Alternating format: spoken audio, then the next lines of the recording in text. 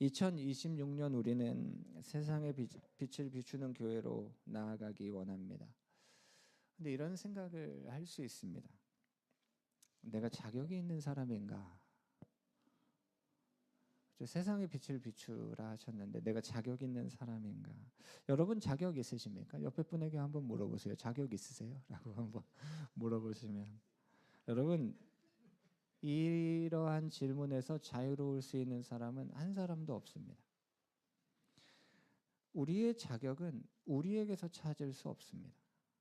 우리의 자격은 우리를 부르신 하나님으로부터 나오는 것이기 때문에 우리의 자격을 우리에게 찾으면 안 됩니다. 근데 우리에게 있는 이 자격을 우리에게서부터 찾기 시작할 때에는 이런 생각을 해봅니다. 여러분, 아브라함은 그럼 정말 자격이 있습니까? 아브라함이요. 모세는 어떻습니까? 모세는 그럼 정말 자격이 있습니까? 예수님 제자들은요? 자격이 있습니까? 여러분, 누군가는 심지어 예수님도 자격이 없다고 말합니다. 그게 예수님에게 찾아왔던 사람들과 계속 논쟁했던 거예요.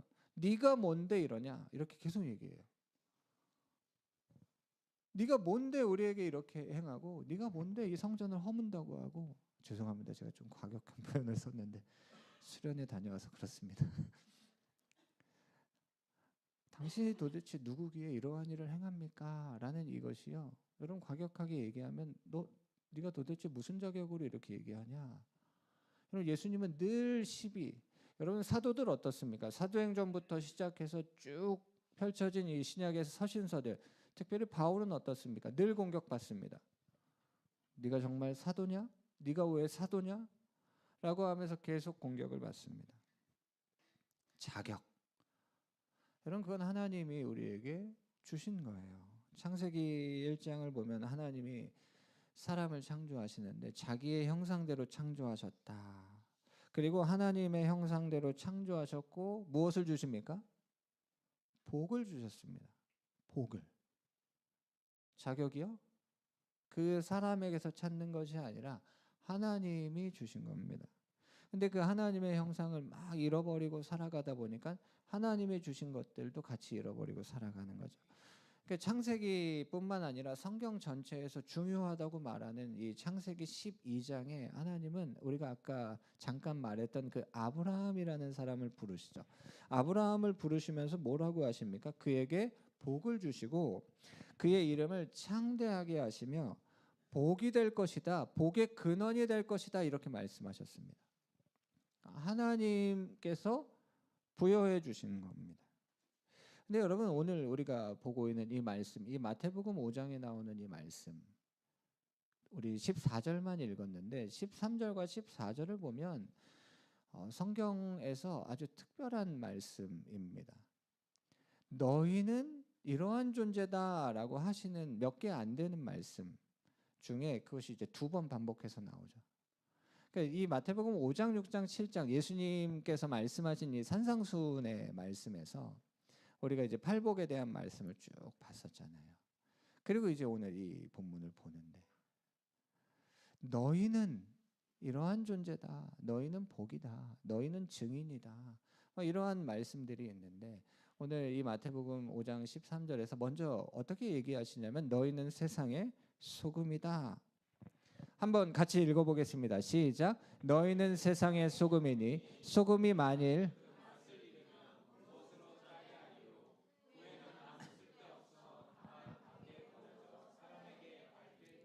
아멘. 여러분, 소금 먹어보셨습니까? 그러니까 소금은 맛이 있죠. 이제 짠맛이 있는데 예수님 우리에게 너희는 세상의 소금이다라고 하셨어요. 소금을 먹는다 생각하면 저에게 딱 처음 떠오르는 것은 이제 계란, 삶은 계란을 먹는 거예요. 어제 이제 사모님이 위에서 계란 2판을 삶으시는데 오늘 이제 장조림 할 거를 삶으시고 이제 까고 계셨죠.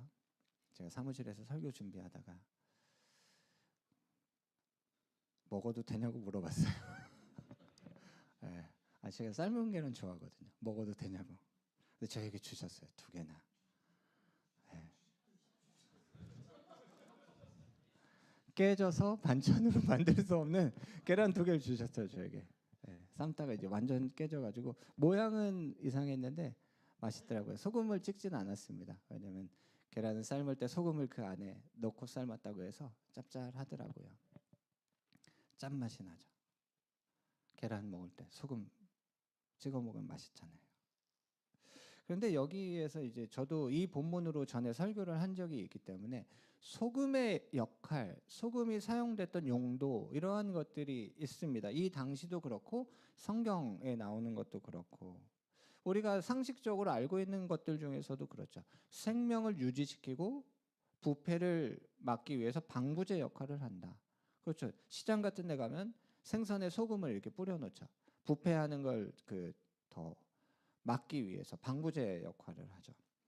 그 대표적인 거 이제 맛을 내는 역할을 하고 또 어떤 용도로 소금이 사용되냐면 치료하는 용도로도 사용이 됐죠. 치료. 지금도 이렇게 뭐 죽염 같은 거 이렇게 드시면서 몸을 치료하기 위해서 드시는 분들 계신 것처럼 이러한 특징들이 있죠. 그런데 오늘 이 말씀에서 중요한 부분이 무엇이냐면 맛을 잃어버리면 안 된다는 겁니다. 그러니까 소금은 맛을 잃어버리면 안 된다. 맛을 잃어버리면 어떻게 됩니까? 버려지고 밟힙니다. 여러분 이 세상의 유혹은 뭐냐면 왜 너만 그렇게 유별나게 하면서 그냥 여러분 소금도 그렇고 빛도 사실 녹아지는 겁니다. 소금은 더 그렇죠. 녹아져서 그 형태는 사라집니다. 음식을 하실 때 물론 소금을 이 덩어리처럼 남겨져 있을 수도 있지만 국에 넣거나 할 때 이제 소금은 거기에서 녹아서 사라져요. 그런데 무엇이 사라지지 않습니까? 맛이 사라지지 않는 겁니다. 여러분 이제 세상 속의 그리스도인이라고 우리가 이야기할 때 그렇죠. 이 세상 속으로 우리가 녹아져서 들어가죠. 그런데 거기에서 맛까지 잃어버리면 이렇게 된다는 겁니다. 버려지고 밟힙니다. 예수님은 분명하게 맛을 잃어버리지 말라고 하시는 거예요. 그 소금의 맛, 그렇죠. 모양은 녹아져서 사라질 수 있습니다. 그리고 녹아져서 사라져야 돼요. 제가 예전에 이 본문으로 그런 말씀드렸어요. 여러분 소금을 넣는 그 국이 어떤 국이 있죠? 대표적으로 콩나물국이 있어요. 여러분 콩나물국을 맛있게 드시려면 소금을 이만큼 넣어야 됩니까? 아니면 소금이 적당히 넣어야 됩니까? 여러분 소금이 나는 사라지기 싫은데 하면서 자기의 존재를 막 뿜뿜하는 거예요. 그래서 난 콩나물국 속에서 내 존재를 뿜뿜하겠다 하면서 이 국의 이름은 콩나물국이 아니라 이 국의 이름은 소금국이 되게 하겠다라고 하면은 그걸 누가 먹겠습니까? 아무도 안 먹습니다. 사라져요. 그런데 맛을 잃지 않습니다. 여러분 이것이 예수님께서 우리가 어떠한 존재인지에 대해서 말씀하신 거예요. 너희는 세상의 소금이다. 여러분 기억하셔야 됩니다. 맛을 잃어버리면 안 됩니다. 그러면 반대로 원수, 이 세상은 우리를 어떻게 도전하고 어떻게 공격합니까? 맛을 잃어버리라고 공격하는 겁니다. 여기 같이 우리가 같이 살아가면서 녹아져야 되잖아. 그렇죠. 녹아지는 건 맞습니다. 그러면서 맛도 잊어버리라고 하는 겁니다. 잃어버리라고. 그러한 도전, 그러한 공격이 여러분 끊임없이 우리에게 옵니다. 우리에게 올 뿐 아니라 우리의 자녀들에게도 옵니다. 맛을 잃어버리지 않아야 된다. 14절을 보면 얘기하시죠. 너희는 세상의 빛이다. 여러분 정말 특별한 말씀이에요. 너희는 세상의 무엇이다. 여러분 이 세상에서 어떻게 살아가지 이런 고민들을 하시잖아요. 그렇죠? 그러면 딱 우리가 붙잡는 말씀이 이겁니다. 13절 14절. 예수님이 분명하게 말씀하셨잖아요. 너희는 세상의 소금, 너희는 세상의 빛. 그렇게 살아가는 거죠. 예수님 우리에게 세상의 빛이라고 말씀하셨는데 세상의 빛으로 살아가는 삶은 어떠한 삶이냐면 예수님의 삶입니다. 그러니까 예수님이 살아가셨던 그 삶이 세상의 빛으로 살아가셨던 삶이에요. 여러분, 하나님이 천지를 창조하시는 모습을 보면 창세기 1장에 땅이 혼돈하고 공허했다 이렇게 말합니다. 그리고 흑암이 깊고 하나님의 영은 수면을 운행하셨다라고 말씀하십니다. 그런 거예요. 지금 혼돈과 공허, 형체가 없는 상황, 하나님의 영이 운행하고 계셨다. 그리고 하나님은 말씀으로 천지를 창조하십니다. 그것이 요한복음 1장에도 분명하게 나오죠. 말씀, 이 로고스, 예수 그리스도. 예수님이 이제 말씀으로 천지를 창조하셨죠. 예수님 없이 창조된 것은 하나도 없다. 여러분, 우리에게 말씀으로 우리가 무언가를 만들어낼 수 있다면, 우리의 말로 무언가를 만들어낼 수 있다면 여러분들은 가장 먼저 뭘 만드시겠습니까? 그럼 제가 이 질문을 하는 이유는 우리가 그러한 능력을 가지고 있을 때 가장 먼저 무언가 한다고 했을 때의 고민이 있을 거잖아요. 우리에게. 우리가 잘 아는 영화는 이제 알라딘이 세 가지 소원을 램프 요정에게. 그럼 저도 그런 생각 해봤는데 예전에 두 번째 소원 끝나고 세 번째 소원으로 소원 개수를 더 늘리면 안 되나 이런 생각을 전 막 그렇게 했었거든요. 근데 처음에 무언가를 창조하시는 하나님, 제가 이 말씀 드리는 건 이것이 얼마나 중요한지에 대해서 다시 우리의 마음에 새겨보고 싶은 겁니다. 하나님께서 가장 먼저 무엇을 만드십니까? 하나님이 이르시되 빛이 있으라. 여러분, 하나님은 천지를 창조하실 때 빛을 가장 먼저 창조하십니다. 하나님이 이걸 보시기에 좋았어요. 여러분, 빛이 창조되고 나서, 하나님께서 빛을 창조하시고 나서 분명해진 게 뭡니까? 창세기 1장을 보면 하나님께서 빛을 창조하시고 하나님 보시기에 좋았더라. 그리고 그 다음에 어떤 말씀 나옵니까? 분명해진 건 빛과 어두움이 나눠집니다. 여러분, 이게 분명해졌어요. 하나님이 빛을 창조하시기 전에는 공허와 혼돈과 막 이런 게 막 섞여 있는 그러한 상황이었는데, 하나님이 빛을 창조하신 후에는 무엇이 분명해집니까? 어둠이 분명해지는 겁니다. 나누셨어요. 분명하게 나누셨어요. 여러분, 하나님께서 처음 창조하신 것이 얼마나 중요합니까? 빛. 근데 그 빛이 창조된 후에는 어두움이 분명해지는 겁니다.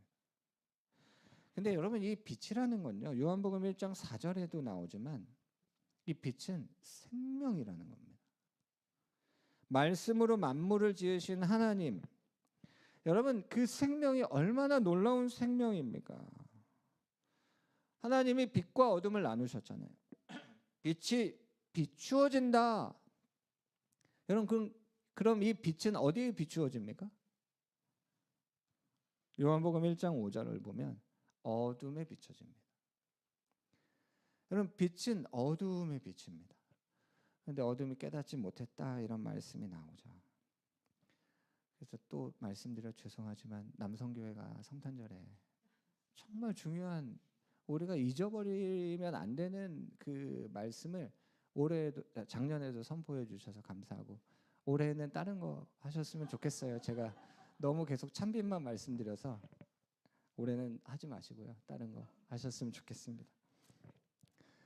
요한복음 1장 9절에 참빛 곧 세상에 와서 각 사람에게 비추는 빛이 있었다. 근데 여러분, 각 사람에게 비추었다라는 건 뭐냐면 어두움에 비추셨다는 겁니다. 어두움 가운데. 근데 이 어두움 가운데 빛이 비추어졌을 때 반응이 나오는데 10절을 보면 깨닫지 못하고 알지 못했다.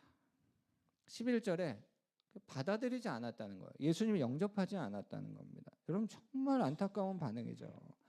예수님 이 땅에 오신 이유가 뭐냐면 흑암 가운데 고통받고 있는 나의 백성, 자기의 백성에게 하나님의 빛을 비추기 위해서 이 땅에 오신 겁니다. 여러분, 이 빛은 적당한 빛이 아니에요. 이 빛이 뭐라고요? 생명이라는 겁니다. 그냥 적당히 어두우니까 좀 비춰줘야지가 아니라 이 빛은 그러니까 생명을 주기 위해서 오셨다는 겁니다. 여러분 우리는 어땠어요? 에베소서 5장 8절 보면 우리가 어둠이었어요. 너희는 전에 어둠이었다. 그런데 어떻게 됩니까? 여러분 이 말씀이요. 참 놀라운 건데요. 전에는 어둠이었는데 이제는 뭐라고 얘기해요? 빛이다라고 얘기하는 거예요.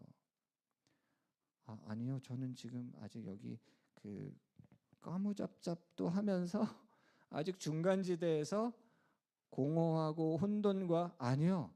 분명한 겁니다. 너희가 전에는 어둠이었는데 이제는 주 안에서 빛이다. 그리고 뭐라고 말씀하십니까? 빛의 자녀들처럼 행하라. 여러분 빛의 자녀들처럼 행하라. 제가 예전에 설교 내용이 아니라 제목을 이렇게 정했어요. 따라쟁이. 여러분 영적 따라쟁이가 되는 겁니다. 그건 저는 정말 중요하다고 생각해요. 어떻게 보면 몇몇 분들은 내가 최초, 내가 가장 먼저 이것이 중요하다고 생각하실 수도 있지만 하나님 나라에서는 따라하는 겁니다. 따라하는 거예요. 배우는 겁니다. 그리고 배우면서 행하는 겁니다. 그래야지 우리가 그러한 존재로 계속 자라가는 거예요. 자라간다. 여러분 자라가죠. 우리 아이들이 어른들, 부모님, 특히 부모님을 보면서 자라가는 겁니다. 저도 깜짝 놀랄 때가 있어요. 그 아이의 모습에서 내가 보일 때 깜짝 놀랍니다. 더 깜짝 놀랄 때는 엄마 모습이 보일 때 정말 깜짝 놀라요. 정말. 아이들이 보고 그렇게 따라하면서 그렇게 성장해 갑니다. 그 모습이. 우리는요. 그렇죠. 참빛 되시는 예수님을 보면서 그분을 따라가는 겁니다. 따라하는 거예요. 그래서 동행하는 삶이 중요하다 이런 말씀 여러분 교회 다니면서 하나님과 동행하는 거 이런 거 지겹도록 들으시죠? 죄송합니다. 지겹다는 표현은 제가 하면 안 되는 표현인데 정말 많이 들으셨죠? 여러분 하나님과 동행하는 게 왜 중요하냐면요. 동행하는 것이 우리가 자라가는 겁니다. 보면서 들으면서 함께 하면서 우리가 자라가는 겁니다. 그래서 저는 여기 부모님들이 어디 가실 때 아이들 데려가시려고 하잖아요. 경험시켜주고 뭐 그러한 것도 아이들 잘하게 해주고 싶은 것. 근데 여러분 아이들이 잘합니다. 아이들 수련회 후기 보면서 다음 수련회를 기대하는 아이들 보면서 얘는 어떻게 이런 생각을 했을까? 다음을 또 준비하고 계획하고 아이들이 자라간다는 겁니다. 여러분 우리도 그렇습니다. 영적인 따라쟁이가 되어져. 여러분 언제나 이런 마음 가지셔야 됩니다. 여러분 이 마음은 어떤 마음입니까? 여러분 누가 따라할 수 있습니까? 겸손한 사람이 따라할 수 있습니다. 제가 새벽기술교회 담임 목사인데요. 성도님이 뭘 시작했어. 근데 너무 좋아 보여. 근데 그게 나로부터 시작된 게 아니야. 그럼 제가 어떻게 해야 됩니까? 나 안 해. 그 왜 내가 하지도 않았는데 먼저 시작해가지고 여러분 모든 게 다 나로부터 시작돼야 됩니까? 아니요. 그걸 같이 하고 따라하고 함께하고 그게 교회입니다. 그게 하나님 나라입니다. 여러분 겸손한 사람이 그걸 할 수 있어요. 이 겸손한 마음이 누구의 마음입니까?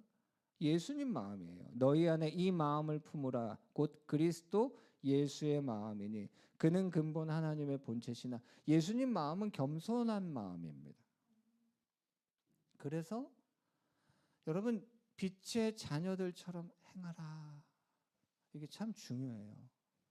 행하면서 우리가 배우게 되고 그렇게 자라게 돼 가는 겁니다. 마태복음 5장 15절 16절 이제 저 14절 뒤에 저 말씀을 더 설명해 주기 위해서 15, 16절 말씀이 있습니다. 한번 같이 읽어보겠습니다. 사람이 등불을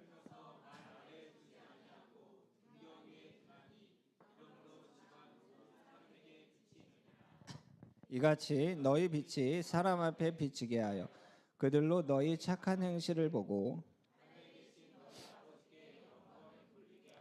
아멘.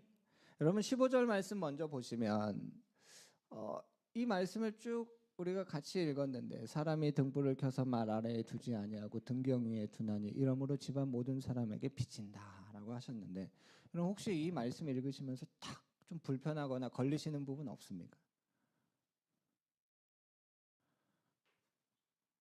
일부러 불편하라고 말씀드리는 건 아니고요. 제가 이 말씀을 보면서 어디에서 좀 불편했냐면 모든 사람에게서 좀 불편했습니다.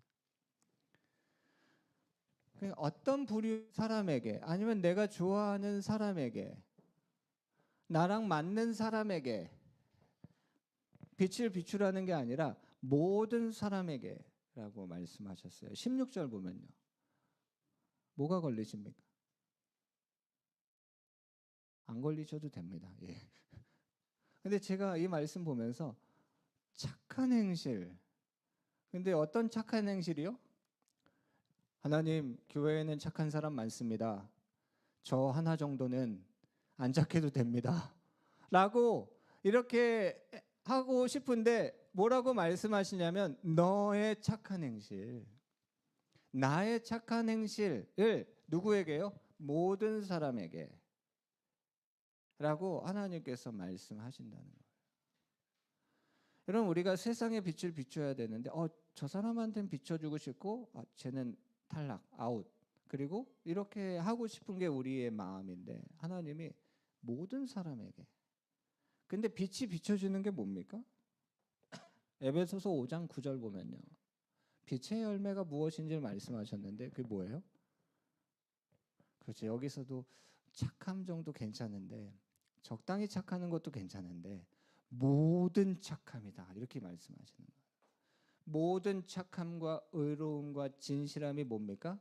그게 빛의 열매입니다. 빛의 자녀들로 살아가라. 빛의 자녀들이 열매를 맺는 삶이 뭡니까? 이 세상에 빛을 비추는 건데 그것이 무엇입니까? 착함이라는 겁니다. 여러분 10절 말씀이 참 좋습니다.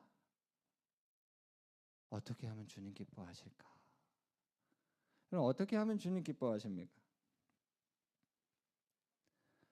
여러분 하나님을 기쁘시게 해드리고 싶다. 하나님 2026년 우리의 삶이 우리의 가정이 하나님 이 새벽 이슬 교회가 주님을 기쁘시게 해드리는 교회 되고 싶습니다. 빛, 이 생명 이러한 걸 가지고 우리가 주님 기쁘시게 해드리고 싶습니다 하는데 어떤 걸 기뻐하실까 시험해봐라 하시면서 11절에 하시는 말씀이 뭡니까? 어둠의 일에 참여하지 말고 도리어 책망하라. 여러분 도리어 책망하라는 게 뭡니까? 그럼 제가 자주 그런 말씀 드립니다. 우리가 드리는 예배에 대해서 예배는 뭐뭐다라고 설명한다면 여러 가지 설명이 있겠지만 제가 생각하는 것 중에 예배는 회개입니다. 우리 주일 예배 드리러 왔습니다. 주일 예배 드리러 온다는 게 뭡니까? 하나님 회개합니다. 대표 기도하시는 집사님들이 늘 기도하시죠. 하나님 한 주간 우리가 지은 죄를 회개합니다. 열매 없는 어둠의 일에 참여하지 말고 도리어 책망하라. 여러분 책망받을 수 있는 사람은 겸손한 사람이에요. 이 책망을 받고 그렇구나 하나님 이걸 싫어하시는구나. 하나님 이걸 악하다 하시는구나. 이게 죄구나. 하나님 회개합니다. 돌이킵니다. 내가 다시 죄짓지 않겠습니다. 깨닫고 책망을 받고 회개하는 겁니다. 그런데 12절을 보면 그게 어떤 겁니까? 은밀히 행한 것이기 때문에 말하기도 부끄러운 거죠. 그래서 여러분 우리가 어떤 공동체 앞에서 죄를 고백할 때가 있어요. 에베소서 야고보서 5장에서도 그런 말씀이 나오지만 죄를 고백하는 건요 정말 특별한 때에 하셔야 됩니다. 그리고 아무 사람 앞에서 죄를 고백하시면 안 됩니다. 그러면 그 죄를 고백하고 나서 안 좋아지면서 교회를 떠나버리세요. 부끄러워서 더 이상 거기에 있기가 어려워가지고. 여러분, 죄 고백은 정말로 중요한 건데요. 그것은 특별히 이제 공동체 앞에서 죄를 고백할 때는 더 특별하게 그 지도자와 특별히 저희 교회에서는 저와 잘 상의를 해주셔야 됩니다. 왜냐하면 그것 때문에 다시 이제 관계하기가 어려워질 수가 있어요. 부부 관계에서도 마찬가지입니다. 그러니까 비밀을 가지라는 것이 아니라 무언가를 나눌 때 우리의 죄가 뭐냐면 은밀히 행하는 것들인데 말하기도 부끄러운 것들이죠.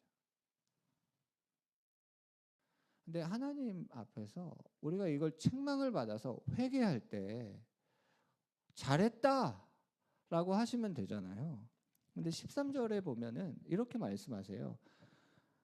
책망을 받는 모든 것이 빛 가운데 드러납니다. 그리고 드러나는 것마다 뭐라고 말씀하세요?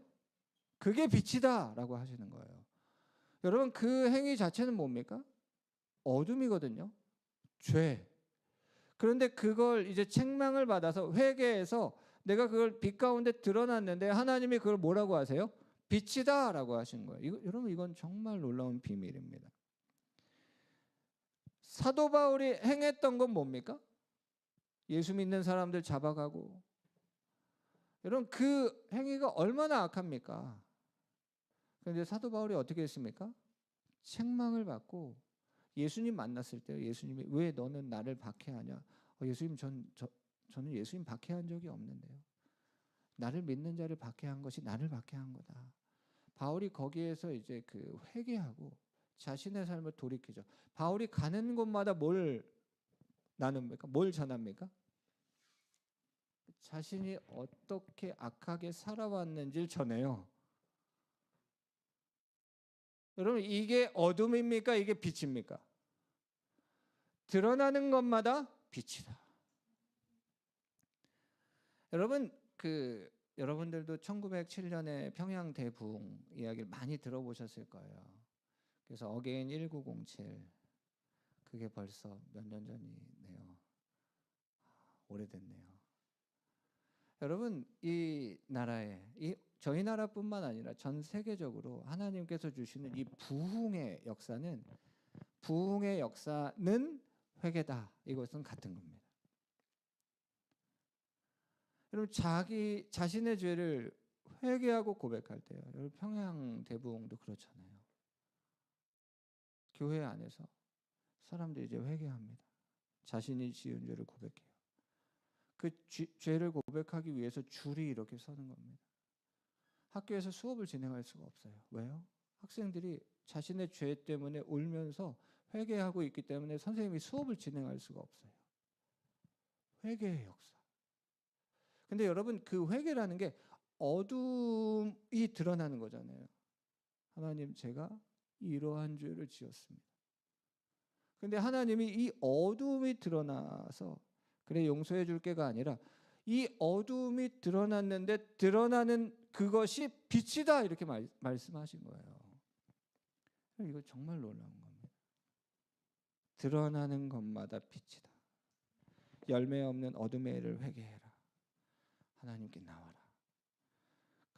근데 그것을 빛이라고 하시는 거예요. 여러분, 우리가 정말 아까 그 에베소서 5장 8절 말씀처럼 우리는 전엔 어둠이었는데 우리가 이제는 빛이다라고 하신 거가 같은 거라는 겁니다.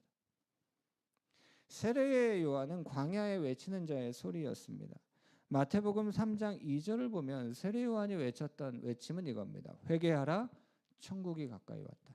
열매 없는 어둠의 일에 참여하지 말고 도리어 책망을 받으라. 어둠이 아니라 빛, 참빛 되시는 예수님, 그 예수님 가까이 해라, 천국을 가까이 해라, 이 말씀을 전했습니다. 그때 사람들이 어떻게 합니까? 6절을 보면 회개합니다. 자기들의 죄를 자복하고 요단강에서 그에게 세례를 받았다. 그럼 어떤 말씀입니까? 드러나는 것마다 빛이다. 그런데 그곳에 많은 바리새인들과 사두개인들이 왔습니다. 여러분, 세례 요한은 그들을 보자마자 이렇게 말합니다. 독사의 자식들아. 아직 대화도 안 해봤는데 보자마자 독사의 자식들아. 여러분, 이들은 겉으로는 하나님을 위해 살아간다 말합니다. 그런데 그 속에는 어둠입니다. 은밀히 행하고 있는 일들은 말하기도 부끄러운 일들입니다. 여러분, 세례 요한이 이들에게 독사의 자식들아, 가까이 오지도 말고 떠나라 이렇게 얘기했을까요? 아니요. 마태복음 3장 8절 이렇게 얘기했어요. 그들에게 회개에 합당한 열매를 맺어라. 표현이 좀 세다 하실 수 있지만 여러분, 같은 표현이에요. 회개하라. 천국을 가까이 해라. 독사의 자식들아, 회개에 합당한 열매를 맺어라. 여러분, 근데 이 말씀을 듣고요, 나 아닌데? 지금 이 말씀은 나한테 하시는 말씀 아니네. 저 죄인들에게나 하시는 말씀이네. 저 세리, 저 창녀들, 저 범죄자들에게만 이 말씀 하시는 거고, 나? 날마다 금식하고, 날마다 성경 읽고, 날마다 그 주님 앞에 나와서 기도하고, 이러한 나한테 하시는 말씀이 아니네. 그리고 자기 자신들에게는 아무런 문제가 없는 무엇을 하면서 살아갑니까? 척하면서 살아갑니다. 괜찮은 척하면서 살아가요. 여러분, 근데 이렇게 살아가면요, 나에게는 어둠이 없고 아무런 문제도 없는 척하면서 살아가면 그들은 어떻게 되냐면 빛이 없고 생명이 없고 자유가 없고 진리가 없습니다.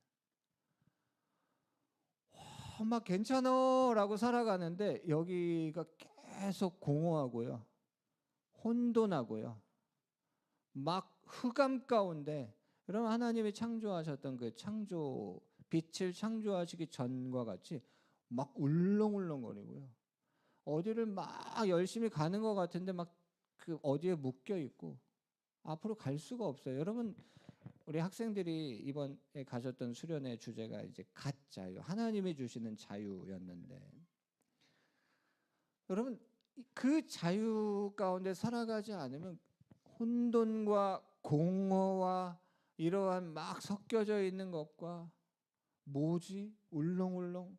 그리고 걸어가는데도 어디로 가는지도 모르고 계속 무언가 무거운 걸 가지고 막 끌려가는 것 같은 그러한 삶을 살아간다는 겁니다. 여러분, 세례 요한은 그들이 회개하기를 원했어요. 그러니까 독사의 자식들아, 나한텐 가까이 오지도 마 이렇게 얘기한 적이 한 번도 없어요. 예수님도 그렇습니다. 마태복음 4장 17절을 보면 예수님이 이제 비로소 전파하셨다라고 하시는 말씀이 나옵니다. 예수님의 이제 선포, 전파. 첫 번째 전파가 뭡니까? 어디서 봤던 거네? 누가 이미 했던 거네? 예수님이 기분이 나쁘시겠죠?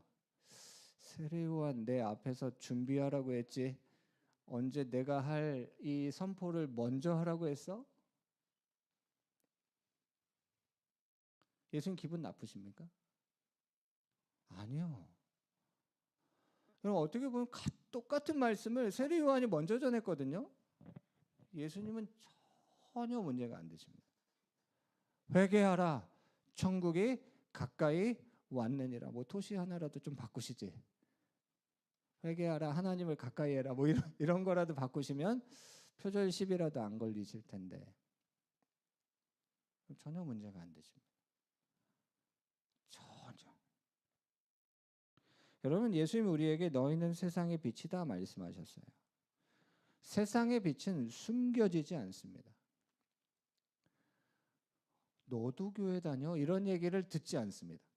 왜요? 그 빛이 이렇게 감추려고 해도 그 빛이 막 삐져나와요. 제가 가끔 이제 밤에 이렇게 와보면 제가 빠뜨리고 끄지 않고 갔던 것들을 찾을 때가 있습니다. 그냥 건반에 빨간불이 보여요. 이게 밝을 때는 안 보여요. 저는 분명 이 스피커랑 여기랑 다 끄고 갔다고 생각했는데, 물론 제가 끄고 갔는데 누가 중간에 켰을 수도 있습니다. 근데 밤에 이제 다 정리하고 이제 나가면서 불을 딱 끄는데 저쪽에서 빨간 불이 보여요. 그럼 어두움 가운데 빛은 더 잘 보입니다. 감춰질 수가 없습니다. 너희 빛이 사람 앞에 비치게 해라. 여러분, 이 착한 행실, 하나님이 이걸 얼마나 기뻐하시는가. 여러분, 요즘 유행하는 맛은 사실 매운맛이잖아요. 그렇죠? 그것도 유행이 지났나요? 이제 쫀득 쿠키로 넘어갔나요? 이번에 제 학생 수련회 때 제가 학생들한테 쫀득 쿠키를 하나씩 사줬는데 316에도 두바이 쫀득 쿠키가 있습니다. 전 못 먹어봤습니다. 사서 주기만 했지 전 아직 못 먹어봤는데, 어떤 맛을 내야 될까?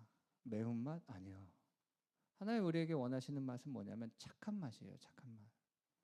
착한 맛을 내라. 착하고 충성된 종아. 여러분, 하나님께서 이걸 얼마나, 이 착함에 대해서 얼마나 중요하게 여기시는지. 저는 운전하고 가다가 누가 깜빡이 없이 앞을 끼어 들었을 때 제 마음으로는 창문을 내리고 싶습니다. 그리고 다시 빵 하고 싶어요. 근데 빵 할 때 있습니다. 사고 위험이 있을 때는 제가 그 경고성으로 빵 하지만 화가 나서 빵 이렇게는 안 할까요? 못 할까요? 못 합니다. 제 마음으로는 이미 마음으로는 이미 저기까지 갔습니다. 그게 이제 다음 주 설교인데 마음으로는 이미 저기까지 갔죠. 근데 못 합니다. 못 하는 이유는 교회 이름이 너무 크게 써 있어요. DDCC 해가지고 새벽 이슬 교회 유혹은들이 있습니다. 저거를 다 떼내고 자석으로 바꾸자. 자석으로 교회 용으로 쓸 때는 자석을 붙이고 다니고 개인적으로 쓸 때는 자석을 빼서 트렁크에 넣고 다니자. 얼마나 좋습니까? 그러면 이게 교회 차인지 아닌지 모르니까. 근데 이름이 그렇게 딱 붙어 있으니까 못합니다. 여러분, 기대를 제가 저버렸죠. 안 한다고 기대하셨던 분들은 못하는 거죠. 제 마음으로는 막 하고 싶죠. 못합니다. 여러분, 근데 이것이요, 저에게도 좋습니다. 그걸 막 하고 났을 때, 착한 맛이 아니라 매운맛으로 막 하고 났을 때 여러분 좀 후회도 되고, 왜 그랬지? 나중에 돌아보면 내가 진짜 자격이 있나, 또 이런 그 생각으로 다시 막 이렇게 가기도 하니까요. 근데 여러분, 이 소금과 빛이라는 것은 참 놀라운 건데, 예수님이 여기에 우리의 존재가 소금이고 빛이라고 하셨던 게 참 놀라운 게, 제가 딱 생각났던 사람이 누구냐면 아까도 얘기했던 것처럼 세례 요한이라는 사람이었어요. 이 세례 요한이 태어나는 이 장면이 자세하게 기록된 곳은 누가복음입니다. 누가복음 1장을 보면 세례 요한의 출생에 대해서 자세하게 기록해요. 1장 6절과 7절을 보면 이 두 사람, 사가랴와 엘리사벳, 아버지가 사가랴고 어머니가 엘리사벳인데, 사가랴는 제사장입니다. 그러니까 제사장 집안이에요. 이 두 사람이 하나님 앞에 이렇게 설명돼요. 참 놀랍죠. 여기 계신 부모님들과 똑같은 표현을 하나님 하시는데, 의인이다. 주의 모든 계명과 규례대로 흠이 없이 행했다. 여러분, 그러면 이렇게 살아가면 얼마나 축복을 많이 받았을까요? 그런데 이 다음에 나오는 말씀이 7절인데요. 아이를 못 가졌습니다. 그럼 제가 이번 수련회 마지막 설교 때도 그러한 설교를 했는데, 여러분, 아이들이 가정 문제 때문에 고민 많이 합니다. 우리 아이들이 부모님의 관계 때문에, 부모님 관계가 좋은지 나쁜지, 우리 집이 어려운, 이런 걸 아이들이 정말 신경 많이 써요. 근데 하나님이 거기에 관심이 있으실까요? 없으실까요? 당연히 관심이 있으시죠. 여러분, 아브라함 이야기 읽어보시면 무슨 얘기입니까? 그냥 집안 얘기입니다. 아브라함 믿음에 대해서 얘기하실 때 그 얘기의 그 중심 주제가 뭡니까? 아이예요. 이삭. 이삭은 어떻습니까? 그러니까 자기의 삶, 생계, 농사짓고 우물 파고 이러한 얘기가 가득 차 있습니다. 하나님 얼마나 관심 많으십니까? 잉태하지 못했다. 자식이 없었다. 그런데 두 사람이 나이가 많았다. 지금 어려운 상황들이 이게 겹쳐 있는 겁니다. 근데 하나님 앞에 의인이라고 했는데, 정말 많이 기도했는데, 하나님 정말 듣고 계신 겁니까? 라는 고민이 들었을 때 때가 됐어요. 순서가 됐습니다. 이 사가랴가 이제 성전 봉사를 해야 되는 순서. 제사장들은 이제 순번에 따라서 이제 그 성전으로 올라가거든요. 그래서 자기의 순서가 돼서 올라갔는데 성전 안에 이제 분향하는 시간이 돼서 그 안으로 이제 들어가는데 향단 우편에 천사가 있는 걸 봤어요. 13절 보면. 근데 여러분 그 천사가 사가랴를 보자마자 무서워하지 말아라 라고 하고 그 다음에 한 얘기가 뭡니까? 너의 기도가 들렸다. 너의 기도가 들렸다. 여러분 주보를 자세히 늘 보시겠지만 저는 늘 중보기도에 자녀를 기다리는 가정 임신 소식에 대해서 늘 여기에 기록해 놓고 있습니다. 하나님 얼마나 관심 많으신지. 정말 관심 많으십니다. 들렸다. 그리고 아들을 낳을 거다. 그의 이름은 요한이다. 이렇게 말씀하셨어요. 여러분 이 요한은 정말 놀라운 사람입니다. 16절 17절 보면 그 요한은 이스라엘에 있는 수많은 사람들을 하나님께 돌아오게 할 사람이다. 여러분 우리의 자녀가 이러한 자녀입니다. 네, 아이는 아닙니까? 요한만 그렇습니까? 아니요. 우리의 자녀, 하나님이 우리에게 주신 자녀가 이런 자녀예요. 17절에 여러분 이 말씀 어디서 많이 들어보셨을 거예요. 어디 집회 가거나 부흥회 가면 이 말씀 많이 듣는데 함께 읽어보겠습니다. 그가 또 엘리야의 심령과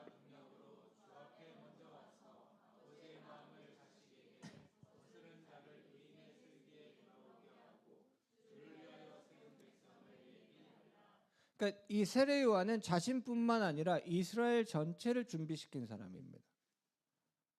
엘리야의 심령과 능력을 가진 사람이에요.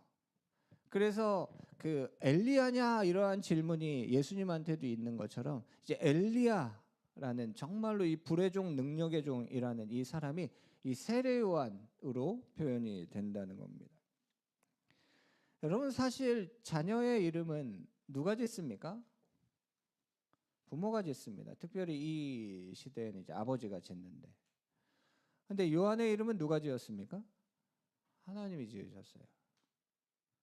이것은 요한이 어떤 존재인지에 대해서 더 특별하게 우리가 알 수 있습니다. 하나님이 요한은 내 거다라고 하신 거예요. 이미 그가 잉태되기 전부터 그 권한 하나님께 있다.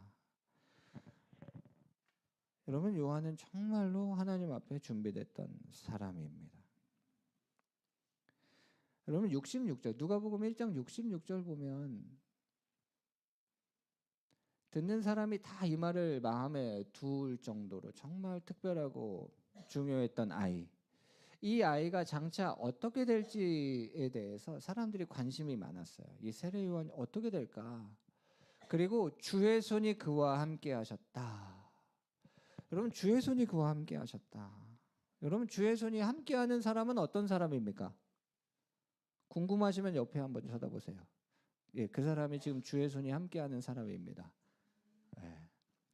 주님의 손이 지금도 우리와 함께 하시고 주님이 지금 이 2026년의 삶 가운데 우리에게 행하실 일이 참 놀랍습니다.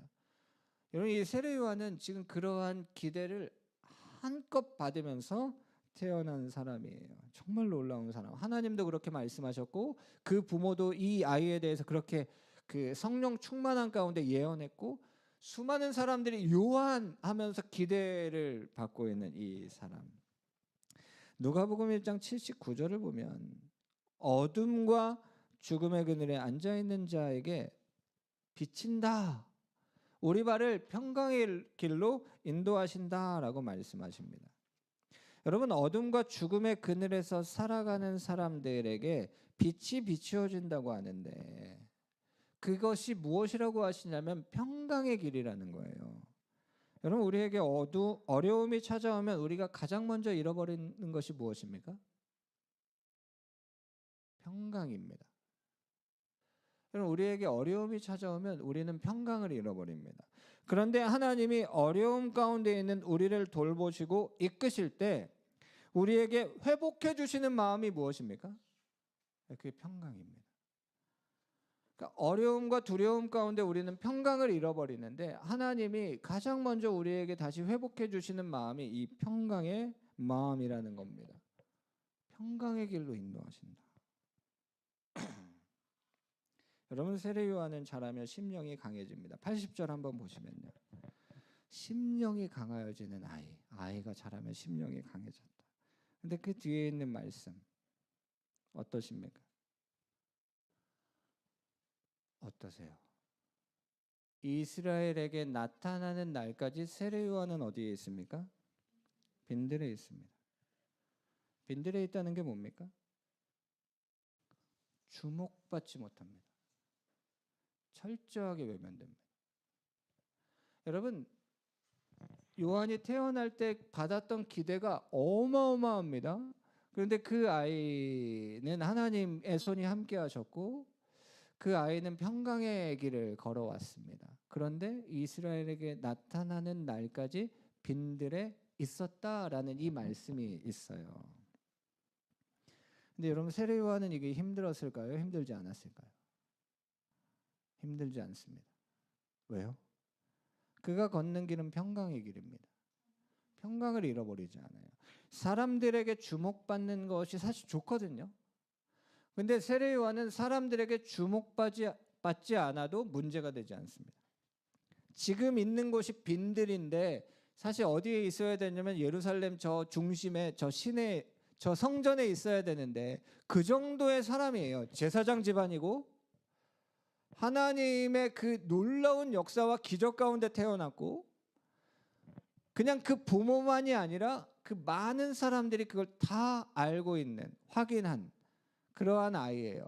그런데 그는 빈들에 있었다. 근데 평강의 길을 걸으며 그의 심령은 더욱더 강해졌다는 겁니다. 여러분, 요한복음 3장 30절이 세례 요한을 대표적으로 표현하는 건데요. 세례 요한은 잊혀지는 사람입니다. 잊혀지는 사람. 여러분, 소금이 아까 말씀드린 것처럼 소금국이 돼버리면 안 되고 여러분, 여기에도 조명이 달려 있잖아요. 이 조명이 저를 비추는 거거든요.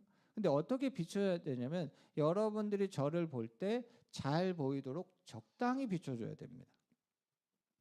이 조명이 저를 잘 비춰주겠다고 하면서 센 빛으로 저를 비추면 저는 여러분들을 쳐다볼 수도 없고 저는 보이지 않는 상태로 막 당황하면서 살겠죠. 여러분, 세례 요한은 자신을 따르던 사람들로부터 중요한 질문을 받았어요. 어떤 질문이냐면 선생님을 따르던 자들이 다 예수님께 갔습니다. 어떻게 합니까? 여러분, 요한이 광야에 외치는 자의 소리로 그 활동을 시작했던 기간이 얼마나 될까요? 길지 않습니다. 길지가 않아요. 그런데 그 길지 않은 시간을 지났는데 금방 사라지네요. 어떻게 합니까? 근데 세례 요한이 중요한 얘기를 해요. 요한복음 3장 28절에 나는 주인공이 아니다. 나는 주인공이 아니다. 나는 그리스도가 아니다. 여러분, 이렇게 어떻게 얘기합니까? 여러분 자녀들 다 주인공 되고 싶지 않으세요? 다 변두리에 있어야 됩니까? 근데 나는 주인공이 아니다. 예수님 가시는 길을 준비하라고 부름받은 것뿐이다.